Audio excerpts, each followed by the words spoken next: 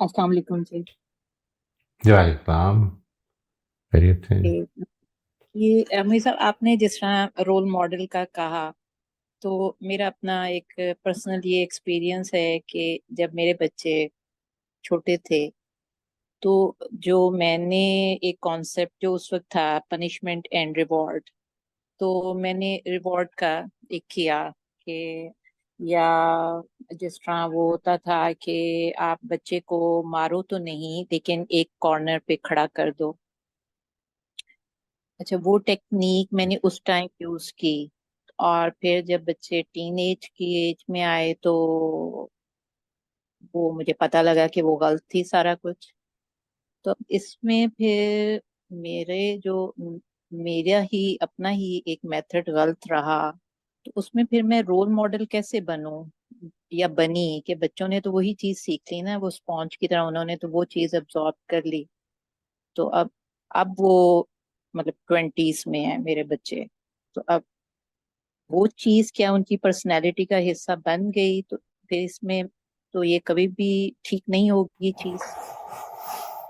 کچھ چیزیں بن جاتی ہیں جی زندگی میں، ہم اچھی اور بری چیزیں دونوں اپنے ماحول سے پک کرتے ہیں۔ یہ جو بات ہے نا جو میں نے بھی آپ سے عرض کی ہے، that number one is that we have to be the role model, number two is the environment that we create, and number three is our relationship with children.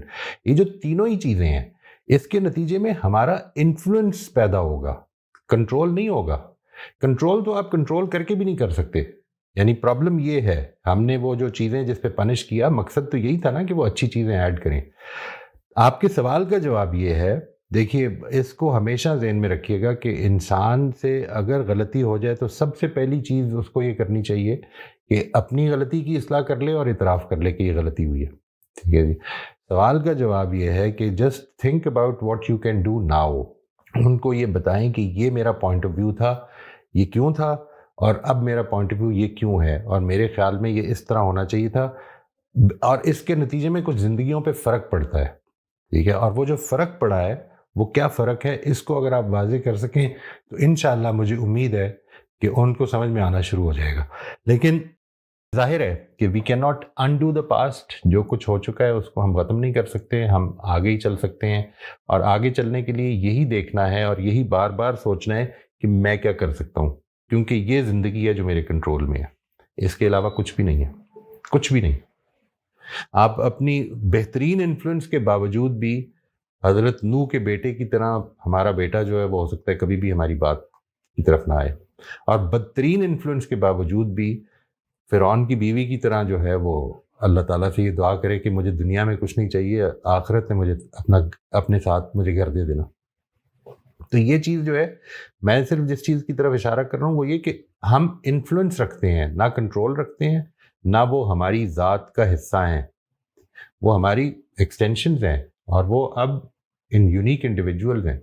اس چیز کی ریکگنیشن پیدا کر لیں، اور جو کچھ ہو چکا ہے اس کا اعتراف کر لیں۔ اگر آپ سمجھتے ہیں آج یہ غلطی ہوئی ہے، there is no harm in that. We should accept that, acknowledge that, and inshallah that will be the first step of improvement as well.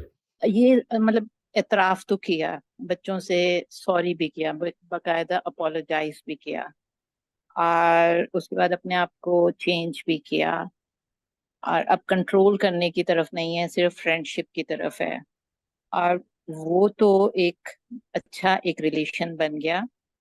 لیکن میرے ذہن میں صرف یہ آتا ہے کہ جو پاسٹ میں ہوا، کیا اس کا ایک پرماننٹ امپیکٹ ہو گیا بچوں پہ؟